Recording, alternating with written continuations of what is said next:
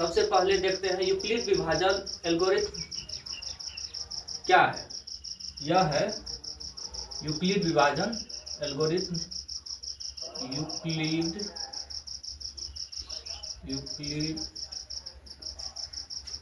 विभाजन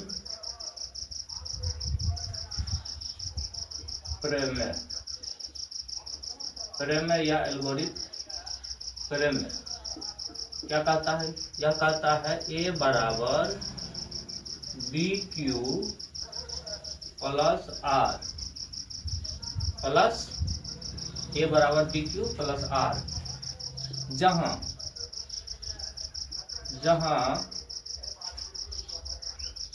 जीरो से आर बड़ा है लेकिन आर से बी बड़ा होगा। इसमें जब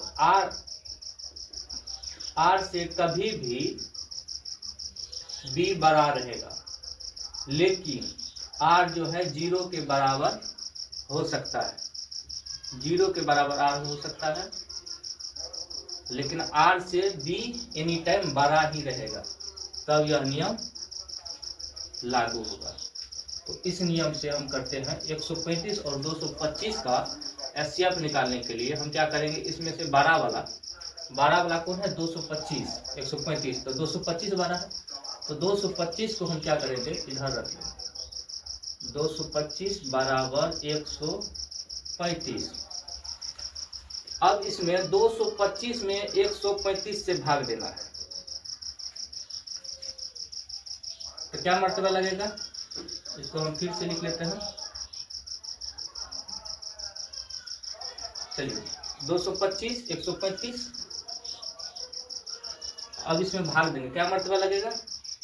135 अगर 2 से देते हैं तो 135 गुना 270 हो जाता। अगर इस तरह नहीं होता है तो हम साइड में रब कर लेंगे, 225 में 135 से भाग देंगे।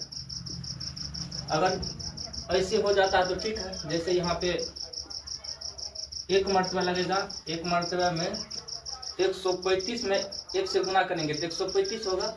135 225 में से 135 को घटा देना है, एक मर्तबा लगेगा तो 135 होगा, तो यहाँ घटा के हो जाएगा प्लस, यहाँ दे देंगे प्लस, हो गया बी, हो गया क्यू, अब आर प्लस देंगे, आर हो जाएगा 5 में से 5 जाएगा 0, यहाँ हो जाएगा अब 2 है, यहाँ 3 है, तो यहाँ पैसा लेंगे तो 12 में से 3 जाएगा तो 9, यहाँ अब 1 हुआ, यहाँ भी 1 हुआ तो 0, 90 हो गया।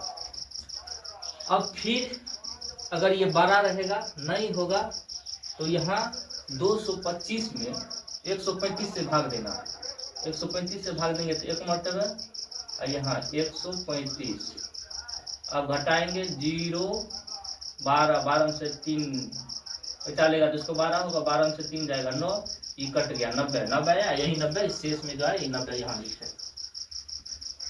अब क्या करेंगे, अब ये जो b है, b को यहाँ लिखेंगे 135, अब फिर ये जो है 90 जो आया इसको यहाँ लिखेंगे, फिर ऊपर जो क्रिया किए हैं फिर अब इस दोनों में करना है। तो अब करना है तो 90, अब 135 में 90 से भाग देना है, तो 135 में 90 से भाग देंगे तो हो जाएगा 2 मर्तबा नहीं लगेगा, 2 मर्तबा में 180 हो जाता है, यहाँ 135, तो यहाँ भी 1 मर्तबा लगेगा, 1 मर्तबा लग गया। अब 1 मर्तबा में 90 होता है, तो 90 में 135 में से 90 को घटाना है।